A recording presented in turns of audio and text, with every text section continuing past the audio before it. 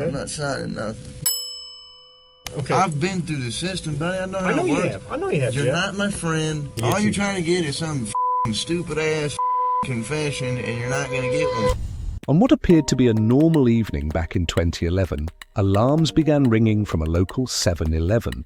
Reports of an armed robbery came flooding into the nearby police station, prompting officers to rush to the scene. But by the time they arrived, the suspect had already vanished. After widening the search radius, police reportedly heard some noise coming from a nearby house. With no better leads, they moved in and found a man, known in the area for his heroin addiction, sitting inside, with a gun.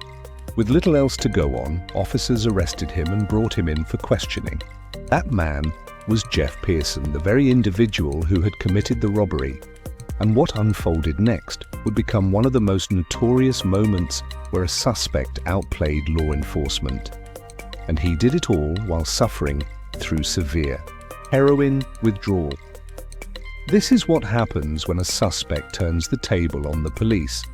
The entire 24-hour period that followed was recorded on department cameras inside the interview room. But unlike most cases like this, the footage would first appear on the suspect's own YouTube channel, uploaded on September 25, 2011. That moment alone cemented Jeff's reputation as a cult hero in interrogation circles. Jeff spent nearly a full day in custody, but the total time he was actually interrogated amounted to just under 15 minutes across 3 brief sessions. Since the robbery and arrest took place in Georgia, the standard sentence would typically fall somewhere between 10 years to life without the possibility of parole. But in a shocking turn, Jeff wouldn't serve a single day of that time. Instead of facing decades in prison, he spent 24 hours sipping drinks, snacking on candy, and giving what many now consider a masterclass in navigating police custody. The footage that follows offers a rare and eye-opening look at the tactics officers will use and how Jeff managed to sidestep each one like a seasoned pro. It opens with Jeff already in cuffs, wearing jail-issued scrubs, seated in a tight, windowless room. He had clearly been processed and held in a cell for some time while the investigators gathered their evidence and got ready to begin their questioning.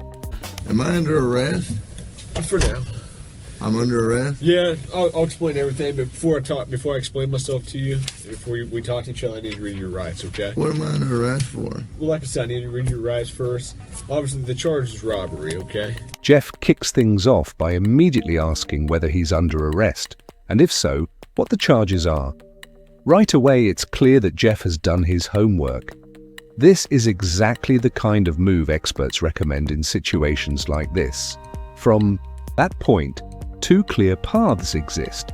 If you're not under arrest or being formally detained, you're under no legal obligation to remain in the room, and you can state your intention to leave. On the other hand, if you are under arrest, the smartest response is to stop talking, ask for a lawyer, and remain silent until one is present. These 2 strategies are your best shot at halting the police's momentum and giving yourself a strong legal advantage. What makes this even more ironic is that under US law, officers are required to tell you this when placing you under arrest. Take a listen to the Miranda warning this detective reads out loud to Jeff. You have the right to remain silent. Anything you say can and will be used against you in the court of law. You have the right to talk to a lawyer for advice before we question you. If you cannot afford to hire a lawyer and you want one, a lawyer will be provided for you. If you decide to answer questions now without a lawyer present, you'll still have the right to stop answering questions at any time. Does that make sense? You've probably heard these before, haven't you? These 3 rights are absolutely critical, yet they're often ignored or forgotten by the average person, mostly due to the panic and confusion that comes with suddenly being arrested. On top of that, because we've all heard these lines countless times in TV shows and movies, people tend to tune them out completely during real-life situations. But the truth is, what's being read to you isn't just legal formality, it's valuable information that can genuinely protect you while you're in custody. One key thing this particular detective doesn't mention, however, is that once you request a lawyer while under arrest, officers are legally barred from asking you further questions. You have the absolute right to remain silent until a legal representative is present. Interestingly, the detective ends the Miranda warning with a slick little jab at Jeff's criminal record, likely a subtle psychological tactic designed to remind him of his past mistakes and rattle his confidence moving forward. Do you understand your rights? Do you understand your rights, Jeff? Yes or no? Do you understand? We're getting paid more than you are, so we can sit here for a long time, man. I just need you to answer me yes or no. Do you understand your rights? Let's get through that question. Do you understand what I read you? Do you comprehend what I read you? Jeff has just been clearly informed that he has the right to remain silent, so he does exactly that. He sits quietly, saying nothing. The lead detective leans back in his chair, a move meant to signal that he's unfazed by Jeff's silence, that he's got all the time in the world. But gestures like this often say more than intended. That kind of posture typically reveals a degree of tension or uncertainty. It's obvious the detective realizes this isn't going to be a quick or easy session. He knows he's in for a tough few hours. If you got something that says you didn't do this robbery, this is your chance to talk to us. Okay, good cop. No, usually I'm the prick. You look like a prick. I am. If it's dominance, we're talking about Jeff just took everything the cops had and dumped it in that garbage can. I'm not asking if you want to talk to me at this point. I just wanted you to understand what I read to you. That's all my under arrest. Yes, you're under arrest. Get me back to the cell. I don't talk to you, motherfucker. Okay, fair enough. In this first round of interrogation, Jeff exhibited exactly the correct behavior. Given his current circumstances, he knows the cops have nothing on him. They wouldn't be talking to him in the first place if they did, so he stays silent, and so it's back to his cell he goes. But 2 hours later, he's brought back to the same room for round 2. You want to go? Yeah. You gonna be able to pop it open or you need me to? I need methadone. You need methadone? Yeah, you guys can give me that methadone. I don't have any. Do you have medication for it, or a prescription for it? Or? What do you need methadone for? I'm a fucking junkie, and you guys, I can't take no methadone. I'm gonna go through withdrawal here in a minute. A can of soda is all Jeff requested before he returned to the interrogation room, but immediately mentions the withdrawals that he's likely already starting to feel. However, methadone, the drug Jeff asked for at the start of this conversation, can be used to significantly reduce the effects of the withdrawal. It can even reduce the cravings he's also probably been experiencing for the entire time he's been in police custody. How long you been using heroin? Long time, buddy. 10 years? 15 years? I hardly been alive that long. What are you trying to talk to me about here? Talk to you about what happened last night. Look, here's the deal. Either you're in a bad set of circumstances or you went and committed an armed robbery last night. Yeah, right? I'm in a shitty, wrong place and wrong time, obviously. I didn't commit no fucking armed robbery. All right, then let's talk about this. Let's I not keep up don't the talk to the police, man. Jeff is clearly through with the personal talk and wants to get back to the matter at hand. In his eyes, he's been arrested for something he didn't do and wants to get out of there as quickly as possible. Okay. I've been through the system, man. I know I how know it you works. have. I know you have, You're Jeff. not my friend. I'm not your friend. You're trying to fucking get me. No, I'm not trying to get all you. you're trying to get is some fucking stupid ass fucking confession, and you're not going to get one. Jeff, I'm not going to get a confession out of you for nothing. Exactly, because I No, didn't I'm do not trying to get a nothing. confession out of you. Okay, I'm going to tell you, I didn't commit no armed robbery, and y'all ain't got no fucking evidence saying I did. Let me go. All you did is find me sitting in my buddy's house because my fucking buddy's dog's going ape shit. I go outside, there are cops everywhere, and they spotlight me. They say, "Come here." I said, "What's up?" They search me. They ain't find Hang on. nothing. What's Let up? me read this. No, Yes. because I'm not going to sign it. You don't have to sign it. Let me read it for you. I'm Okay? not signing nothing. You don't have to sign it. The irony of this cop saying he's not trying to get Jeff while he has him handcuffed in an interrogation room, questioning him, is very amusing. But even through all this, every part of what Jeff said here is so perfect, it almost sounds rehearsed. It's an incredible display of personal legal defense and is even more impressive when you layer it with the fact that Jeff is almost definitely starting to experience withdrawals. I also want to highlight the point Jeff made about how cops are simply trying to force a confession out of him. One of the main techniques used in these interrogations is the Reid technique, developed by a former cop and psychologist in the 1960s after he extracted a confession from a man accused of murdering his own wife. The technique consists of 9 steps, beginning with a polite discussion about why the suspect is being accused of the crime, followed by using certain body language and actions within the interrogation as a display of guilt. Theme that ends with offering the suspect 2 alternative statements they can agree with, one of which is slightly more acceptable than the other, but whichever is chosen admits guilt and is counted as a confession.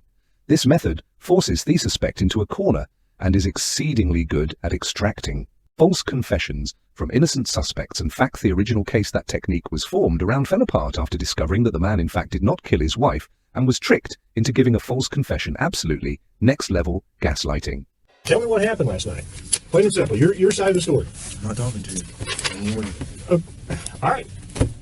This is what I don't understand. I know, but this is what I don't understand, Jeff. You were sitting there talking just like you were ready to sit here and tell me what happened last night, and then all of a sudden I read that to you and you screw it, I ain't talking to you. I want a lawyer. I don't understand that. What changed? Because I told you what I already told you what happened. You didn't. How didn't I? You didn't tell me what happened last night. How didn't I just tell you what? But now you've handcuffed me, and I can't talk to you because you asked for an attorney. So okay, that's fine. But I will tell you right now, you're still on hold for a robbery. I know. I don't know why. I need a fucking lawyer because obviously I didn't do nothing.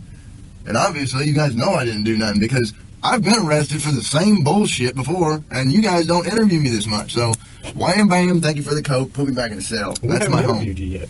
Jeff has now asked for a lawyer and is once again refusing to answer questions. But we're only halfway through this footage, and Jeff's ability to defend himself and completely destroy this cop only gets better from here. Here's what the deal is. I have enough evidence Like what? of the armed robbery, okay? But, you know, if you're saying you didn't do it, you need to give me your side of the story. I didn't do it. Okay, well, give me your side of the story. You got to convince me. Because I got a lot of evidence. I got a lot of physical evidence. Well, like what? Why should I tell you that? This is where the detective starts to become desperate. He knows he's running out of time, and so has completely abandoned any elaborate techniques or methods to try and get information out of him.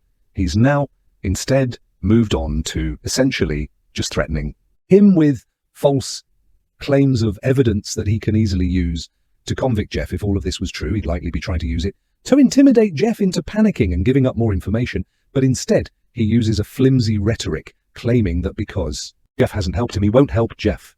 There's only a couple pieces of evidence I'm missing. Name it. What's that? Name it. Well, why don't you do that? You haven't helped me out a lot. You give me a little bit, I give you a little bit. We go back and forth. I give you one more piece of evidence, and I give you a little something. All right? What time do you get over to Aaron's house? No, anything I say here can and will be used against me. Sure, but anything you say here, I can also tell your parole officer that you helped me out.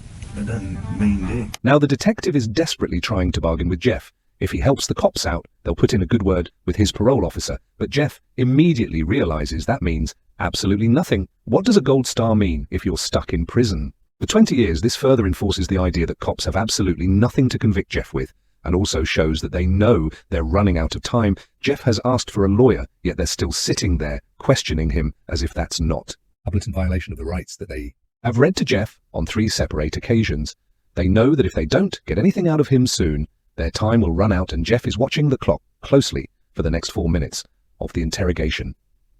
Jeff continues to deny and combat anything. The police say to him they bring up the gun that he was found with, continue to try and strike a deal, and even try to scare him by taunting him with what being back in prison would be like.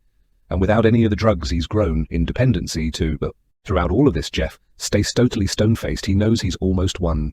I'm done, man. Fuck this. I'm not even answering. All this shit that I just said is going to be fucking written in the discovery now, right? What? You haven't said nothing.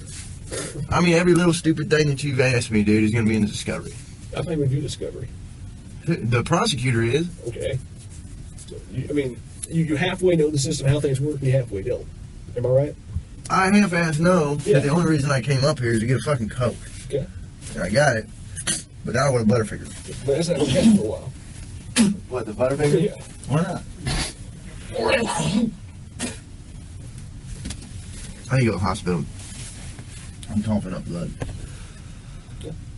Let's go to the hospital. For the past several hours, police had been interrogating a man who was clearly in physical distress, denying him access to the legal medication that could have helped manage his withdrawal symptoms, all while pressing him about a crime they had zero solid evidence for.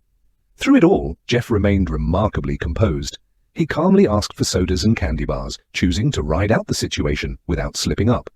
Jeff understood that even a single misplaced word could spiral things out of control, so he handled the pressure with precision, exercising his rights exactly as he should. 12 hours later, official records show that Jeff was released from custody and walked out a free man. Even more surprising, reports say that this moment marked a turning point in his life. Jeff got clean from heroin and shifted focus. He now runs the very YouTube channel where this footage was first uploaded, sharing music, and even offering insights on how to outsmart common interrogation tactics.